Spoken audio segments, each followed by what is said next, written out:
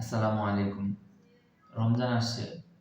রমজানকে পরিপূর্ণ বরকতময় করার জন্য আমাদের কিছু প্রস্তুতি নিতে হবে।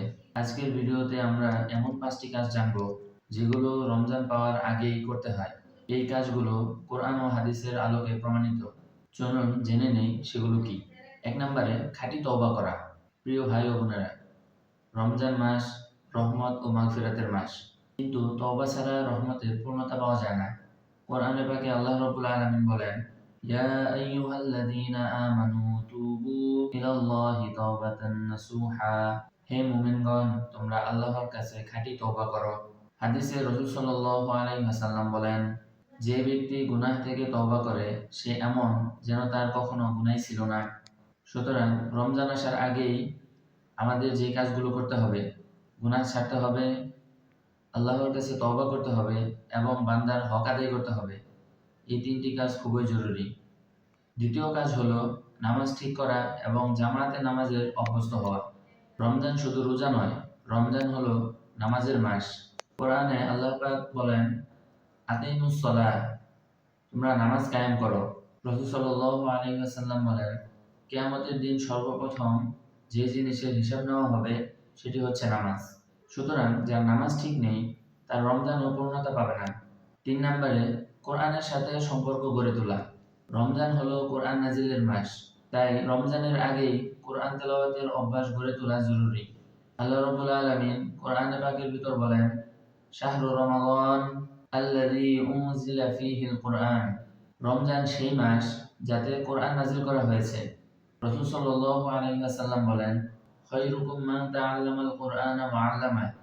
তোমাদের মধ্যে সর্বোত্তম ওই ব্যক্তি যিনি কোরআন মাজিদ শিখে এবং অপরকে শেখায়।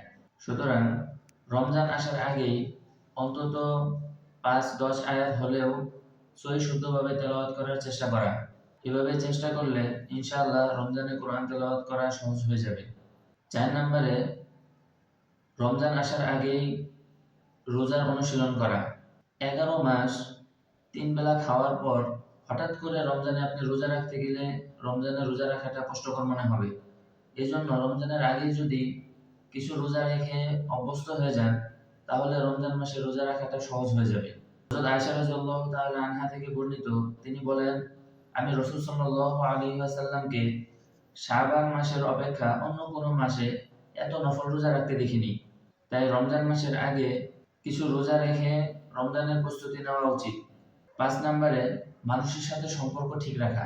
প্রিয় ভাই ও বোনেরা, রমজান শুধু আল্লাহর হক নয়, বরং বান্দার হকও শুদ্ধ করার মাস। রাসূল সাল্লাল্লাহু আলাইহি ওয়াসাল্লাম বলেন, শাবানের মধ্যরাতে আল্লাহ রাব্বুল আলামিন সকলকেই ক্ষমা করে দেন, শুধু মুশরিক ও হিংসা পোষণকারী ছাড়া।